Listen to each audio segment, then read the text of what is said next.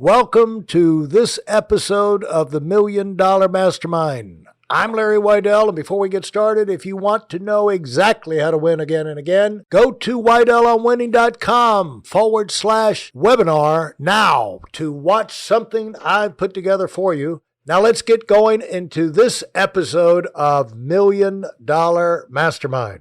I'm back with Peter Schneider. He is the president of Primerica, has been since 2015. And before that, he was the chief legal counsel. And he's got a career commitment to proving wrong that the company, whenever a lawyer takes over a company, it won't necessarily go in the tank. There's a good chance, but it doesn't always happen. So welcome back, Peter. Thanks, Larry. And talk about, you do the best I've ever seen at the vision, casting the vision, looking at the facts and seeing what is the opportunity in front of us. And that's a key thing with, this researching what, where can I go? What are the possibilities? Where are the openings? And when you have that firmly in your mind, it energizes you to go out there and attack with a focus, but also an energy because you've realized how big the opportunity is or the possibility is in front of you. And how did you get to that point, and why? Is that something you've always done? Or how did you get into that thing? Was that just an assignment Glenn gave you? Well, in the company, I'm responsible for strategy for Primerica. That is a function that reports to me.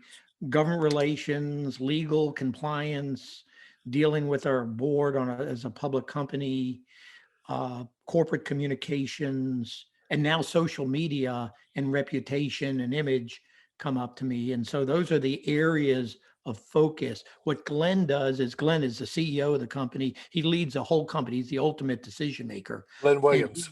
And Glenn Williams. And Glenn also is the one we both speak to the field, but Glenn is really the driver in the field. He is the one that deals day in and day out with our field force, which is the greatest asset that we have.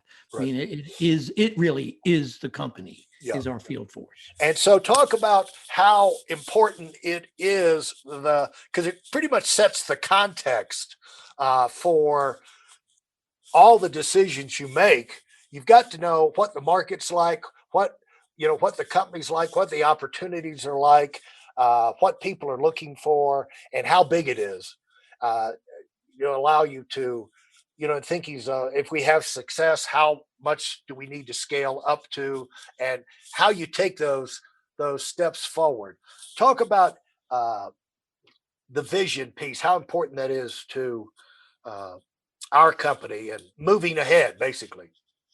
I mean, I think it's really everything that we need to cast a vision, and this is done at every level of the company. Glenn certainly does it. I mean, I try and do it, but even in the field, your field leaders do it. You need to cast a vision of where we can be, where we can go. What is the opportunity for us? And I believe our opportunity is unlimited. And I think what I also talk about, Larry, and love talking about is our mission. So I don't think it's enough to just have a vision of success of where you can go. I also think you need a vision of how you're going to make a difference in other people's lives. And if you do that, then you're much more likely to realize your own personal success. So it's a combination of casting a vision and having a purpose behind that. And the last thing I put in there is passion. I mean, you've got to be passionate about what you do. I think people do well what they like doing. Right. I've never been able to do. There's a lot of things I don't do well, and it's a very big list, and everything on the list is something I don't like doing. So, I think you got to focus on what you like to do. Yeah, except for golf. With me, I like doing playing golf, but I'm no good at it. Yeah, yeah. Well, I like playing golf too. I've gotten a little better. I went through a slump, Yeah. and now I fought my way out of the slump. So I'm playing the best golf I've ever played. Which, by the way, in the scheme of things, is not good golf, but it's the best I've ever played. Well, congratulations. And you, the thing is, you've got to know where you're going because and how that's not that's important for you, but also allows you to explain to the people inside the administrative side and as well as the people on the outside how big the impact is they can make, how this can pay off. You're not going to run out of business, why it is unlimited, and uh, why there's such a big potential for growth. There's really no, you got to take the vision and the opportunity and translate it where people can understand back to their level.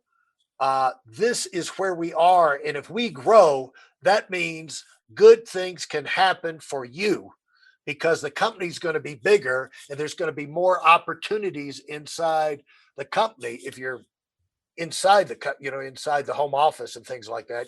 We're if we're expanding, adding people on, we're going to need more department heads and more management, more teams are going to have to form.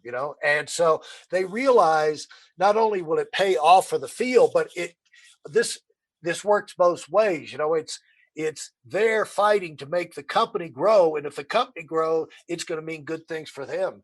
And of course, in the field, the more they do, the more they get paid, and the more they stabilize their business. I also think you need to cast a vision.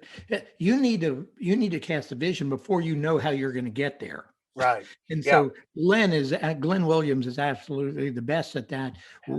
We decided we were going to make a goal to get to 130,000 sales agents when we were at, I don't know, 99,000.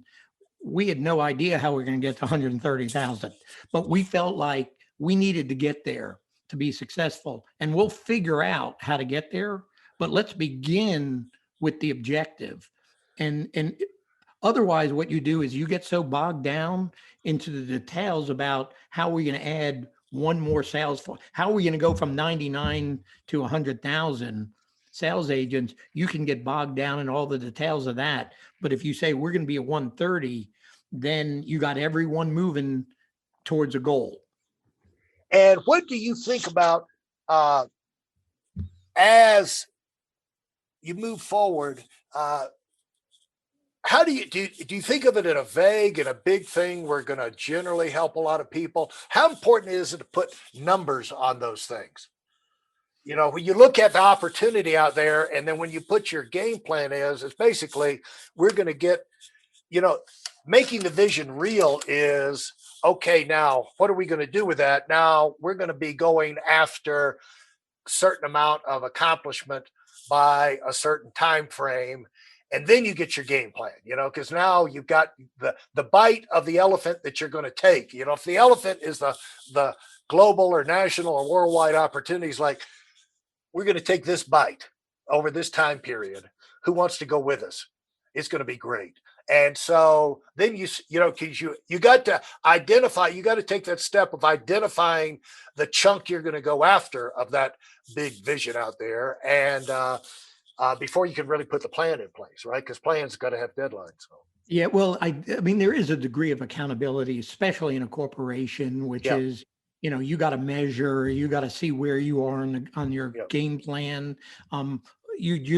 It just can't be vague. Yeah. Like when we said we're going to try and get to 130,000 sales representatives, it wasn't we're going to just get bigger. It Right. wasn't we're going to get like a lot bigger. It was we're Right. going to get to 130,000. So Yeah.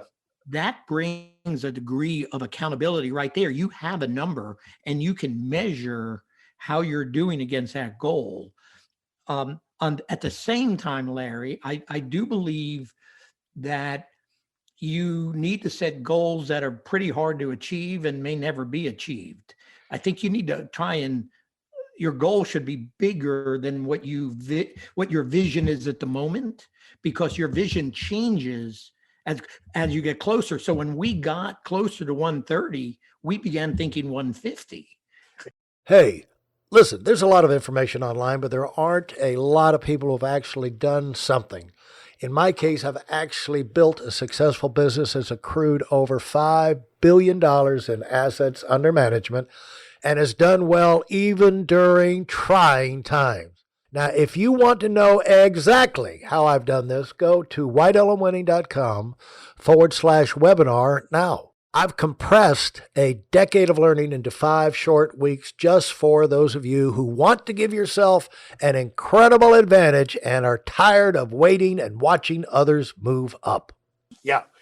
You're running through as there's a thing I say in my book as you run through, as you get closer to the finish line, you got to stop thinking, focus on, don't think, don't be doubting yourself, coming up with new game plans. Don't get sidetracked now. You're just about to go through.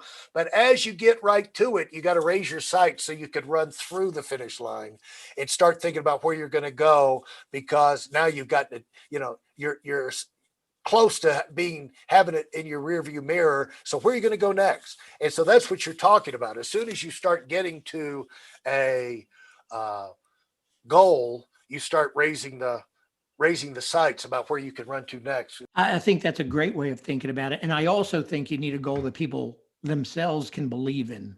We, as leaders in anything, as leaders in our business, we are accountable through our vision to the people who can make this happen. And that's people in the home office, people in the field.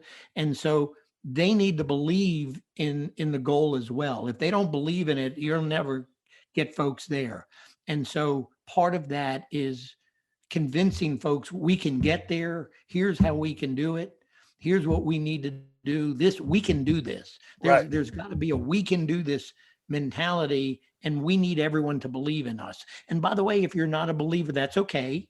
Maybe you'll come around later. I mean, I never want to throw anyone off a team because they have their own doubts. What we want to do is just is set out a pathway, get everyone started, and just keep everyone we can marching in the direction that we can. And you might lose some people along the way because they say, Schneider or Glenn, I'm sorry, I don't believe you're going to get there. I'm out. And if they're out, they're out. And what I used to do, Peter, is when I ran the training center, recruiting was my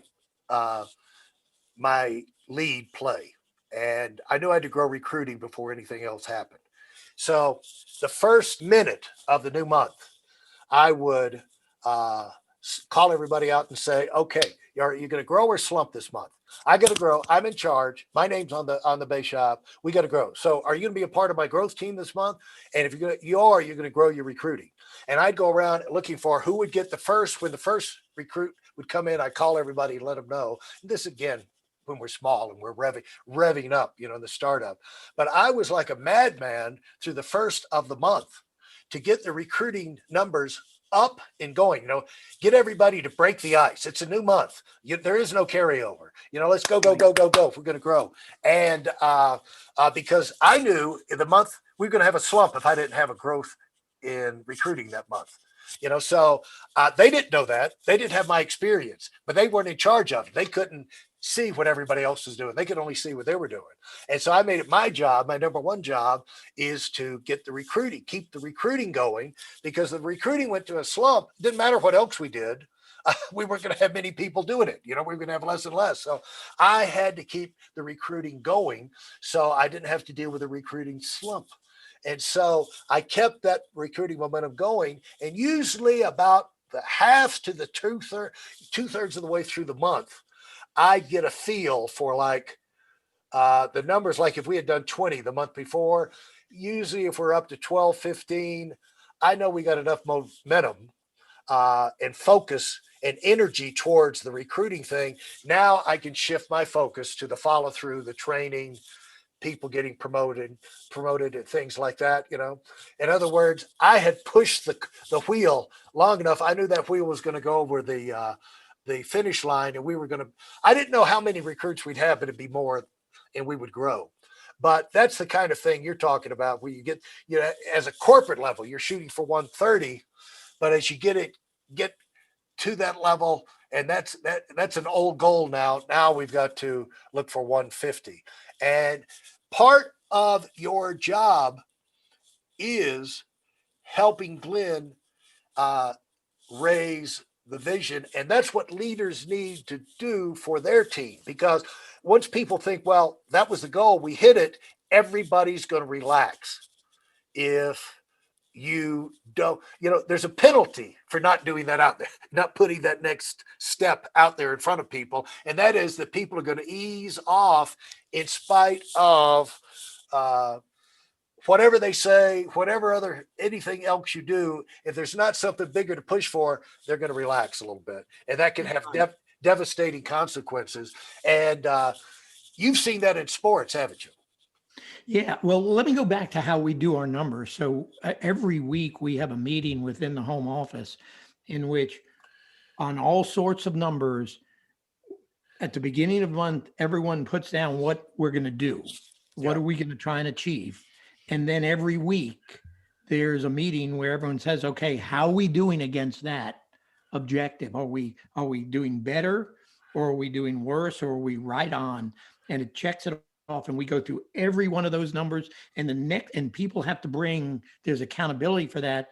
If they're not hitting their goals, then they got to explain what's going on. By the way, it's sometimes things happen and you can't hit that goal for that month, but there is that accountability. What you were just talking about, Larry, what you did in your business is you started out casting that vision, right, on recruiting. Right. And then as you went through the month, you were seeing how you were doing. Yeah. And about 2/3, you had a pretty good idea how that month was going to come out. We're exactly the same way. Yeah.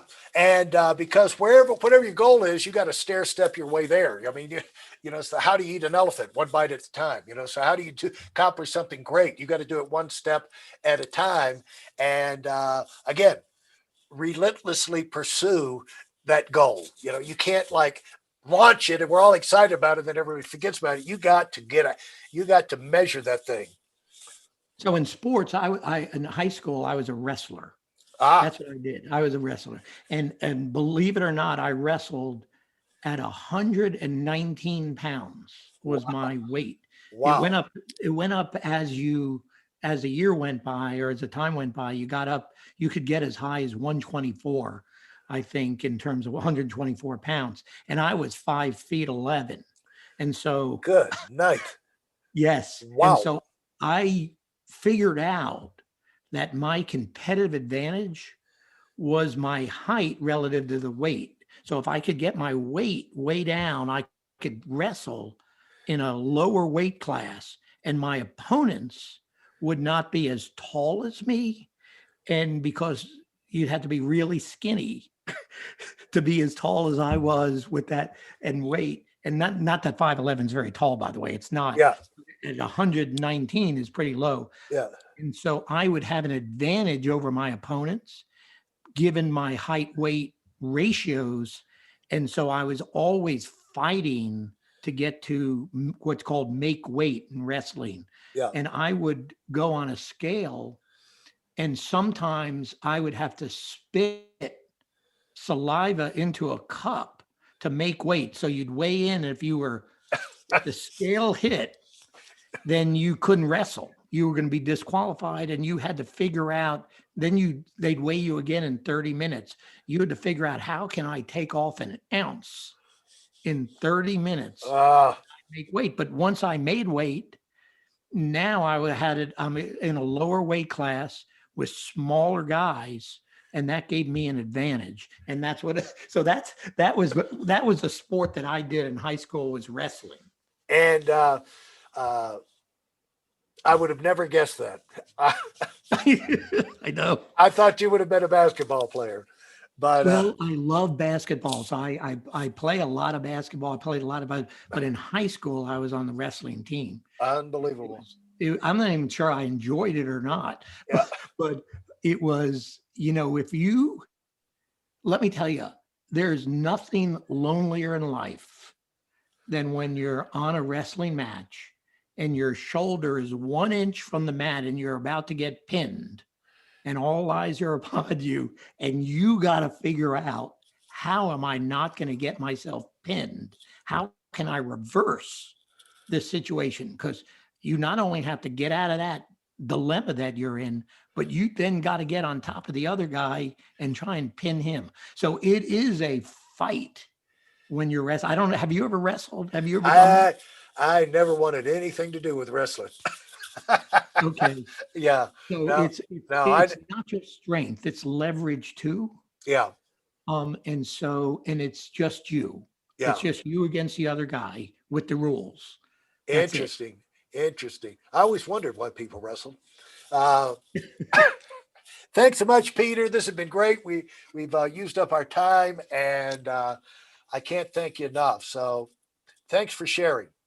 Great to be here, Larry. Appreciate the opportunity. If you enjoyed what you've heard and are dead serious about finding out for yourself exactly how this works in the real world, I've taken the most valuable business lessons I've learned over 40 years and put them into something for you to watch. Go to whiteelementing.com/webinar now in order to move up as fast as possible. I'm Larry Weidel, and I run the $1 Million Mastermind. Go, go, go.